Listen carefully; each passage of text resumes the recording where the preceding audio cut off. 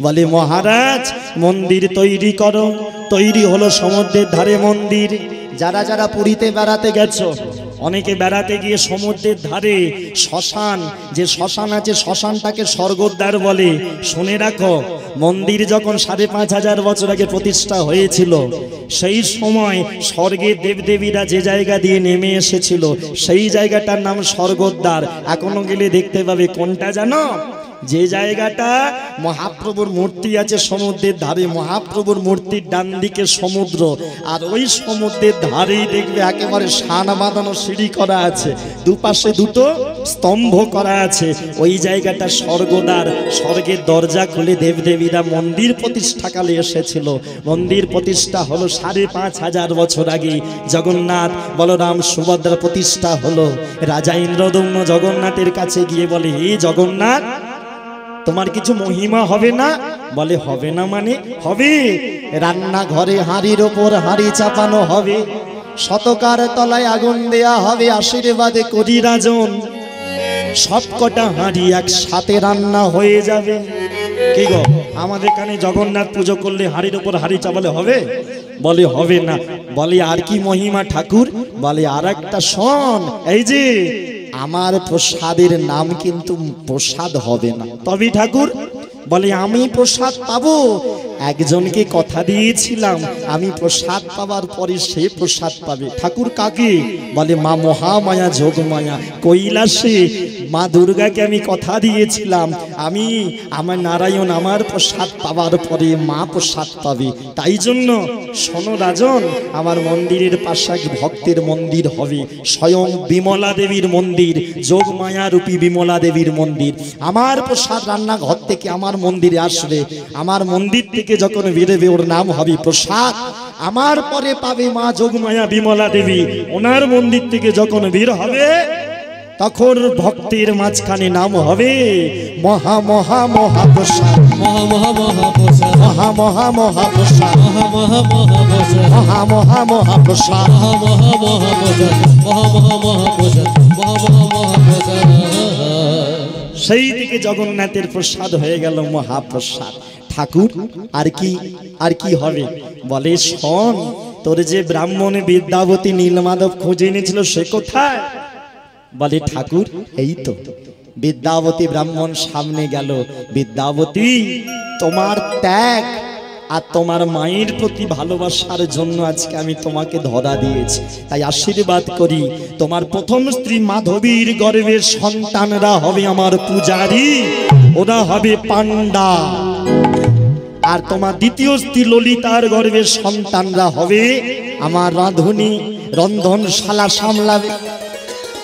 সেই থেকে আজও পর্যন্ত ললিতার গর্ভের সন্তানরা বংশ পরম্পরায় রন্ধন রান্না করে, আর মাধবীর গর্ভের সন্তানরা বংশ পরম্পরায় পান্ডা হয়ে পূজা করে চলেছে। আর রাজা ইন্দ্রদম্ন এসে বলে, ও মহারাজ, জগন্নাথ কোথায় গেল? আস্তে আস্তে। এখন কি ভেতরে ঢুকছো নাকি শুনবে বলে? ভেতর থেকে বেরোনোর সময় এখন ঢুকছো? শোনো, বেরোনোর সময় হয়ে গেছে, যাইনি তাই শুনে নাও। জগন্নাথের কাছে এসে রাজা বলে, ও প্রভু, আমার বউ ছিল, তোমাদের মনে আছে বউয়ের নামটা? রানীমার রানীর নামটা কি ছিল মায়েরা? হ্যাঁ বলো। গুন্ডিচা। রানীমা মাথা নত করে হাত জোর করে এসে দাঁড়িয়েছে জগন্নাথের সামনে। রাজা বলে, ও জগন্নাথ, ও প্রভু, আমার স্ত্রী আগে ভক্ত ছিল না, এখনো ভক্ত হয়ে গেছে। জগন্নাথ প্রভু বলে, তাহলে আর কি? ও গো রাজন, তোমার স্ত্রী গুন্ডিচা হবে আমার মাসি। বছরে একবার মাসির বাড়ি যাব, এক সপ্তাহ ধরে খাবো, আবার ফিরে আসবো। তৈরি হয়ে গেল সোজা রথে যাওয়া, উল্টো রথে আসা, আর মাসির বাড়ি এক সপ্তাহ খাওয়া। ওই জগন্নাথ মাসি, তাহলে জগন্নাথ মাসি কো কোন আছে? হ্যাঁ কি শুনলে? নাই কিরি জগন্নাথ মাসি কো কোন আছে? আই দেখো মুখের দিকে তাকিয়ে থাকে, বলে না পুরীতে ধাই কিরি কিরি জগন্নাথ মাসির বাড়ি যাব, জগন্নাথ মাসিকো কোনছে, জগন্নাথ মাসিকো হইল ওই যে রাজা ইন্দ্রদম্নের স্ত্রী রানী গুন্ডিচা, ওই মাসির বাড়ি এক সপ্তাহ গিয়ে থাকে আর খায়। এবারে লীলার আসল জায়গাটা তোমাদের বলে যায়। সব তো হলো, সব হলো, মন্দির তৈরি করলো রাজা। একদিন রাত্রিবেলা ঘুমাচ্ছে, ঘুম ভেঙে গেল, কেন জানো? মনে মনে চিন্তা করলো আমি যে মন্দির তৈরি করেছি, আমার তো 18টা ছেলে বড় হয়েছে, তাহলে তো ওদের খুব অহংকার হবে। হ্যাঁ, ওদের তো খুব অহংকার হবে, আমার বংশ পরম্পরায় পরে তারা পায়ের উপর পা তুলে একেবারে ঘুরে বেড়াবে, আমার পূর্বপুরুষ মন্দির তৈরি করেছে, এই অহংকার আমি রাখবো না। রাতের অন্ধকারে ছেলেগুলো যখন নিজেদের ঘরে ঘুমাচ্ছিল, নিজেদের ঘরে যখন লাইন দিয়ে আস্তে আস্তে নিজেদের ঘরে যখন 18টা ছেলে লাইন দিয়ে ঘুমাচ্ছে না, রাজা কি করলো জানো? তরবারি হাতে নিয়েছে, নিজের ঘর থেকে বেরিয়ে ছেলেদের ঘরের দিকে যাচ্ছে। রানী গুন্ডিচা সামনে এসে দাঁড়িয়েছে, কি ব্যাপার, তোমার হাতে তরবারি কেন, কোথায় যাবে? গুন্ডিচা তুমি ছেড়ে দাও, কোথায় যাবে তুমি সেটা বলো, ছেড়ে দাও না, তুমি বলো কোথায় যাবে। শোনো গুন্ডিচা, আজকে থেকে জানবে আমি তোমার স্বামী, তুমি আমার স্ত্রী, আর আমাদের বলতে একমাত্র জগন্নাথ আছে। কি বলছো? আমাদের 18টা ছেলে আছে। রাজা বলে 18টা ছেলে ছিল, আর থাকবে না। রানীমা বলে তাহলে কি করবে তুমি 18টা ছেলে? বলে এই যে তরবারি, 18টা ছেলের আমি শরীর থেকে মাথাগুলো কেটে আলাদা করে দেব। এবারে বলো বাবা তো এমন বলছে, মা হয়ে কি থাকতে পারবে?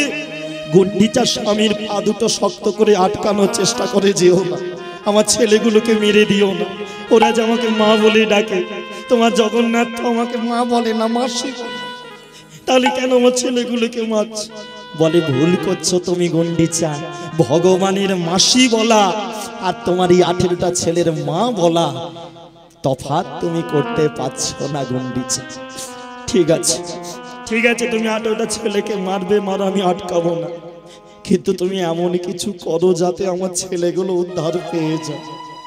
একে একে ছেলেদের ঘরে গিয়ে একটা একটা ছেলের মাথা কেটে তৈরি করলো লম্বা একটা সেতু, প্রত্যেকটা পিলারে এক একটা ছেলের মাথা পুঁতে দিল, আর জগন্নাথের মন্দিরে গিয়ে তরবারিটা রেখে দিয়ে বলে দিল, হে জগন্নাথ, এই কৃপা তুমি করো, যে ভক্ত তোমার কাছে আসবে সেই ভক্তরা যেন ওই 18 নালা এই সেতুর উপর দিয়ে যেন একবার তাদের চরণ ধুলি দেয়, তাতে যেন আমার 18টা ছেলে যেন উদ্ধার পায়, যেন উদ্ধার পাই ঠাকুর, উদ্ধার পাই ঠাকুর, উদ্ধার।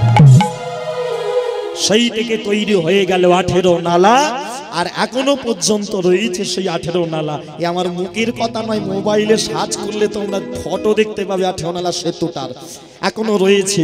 ওই জন্য জগন্নাথ মন্দিরে গেলে একবার হলে 18 নালা দর্শন করতে হয়। অহংকার রানীমার দূরে গেল গুন্ডিচা, স্বামী স্ত্রী দুজনে মিলে জগন্নাথের কাছে বসে ছেলে হারিয়েও গুন্ডিচা মায়ের মুখে হাসি। কেন? ভগবান আমাকে মাসি বলে ডাকে, আমার চাই না রক্ত মাংসের ছেলে 18টা, ওই ভগবান আমায় মাসি বলে ডাকে।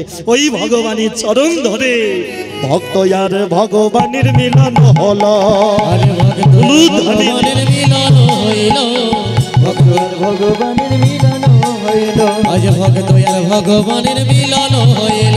চাঁদ বদনে সবাই মিলে উলুধ্বনি করো, চাঁদ বদনে সবাই মিলে উলুধ্বনি করো, চাঁদ বদনে সবাই মিলে উলুধ্বনি করো। হরি বল হরি বল, হরি বল হরি বল,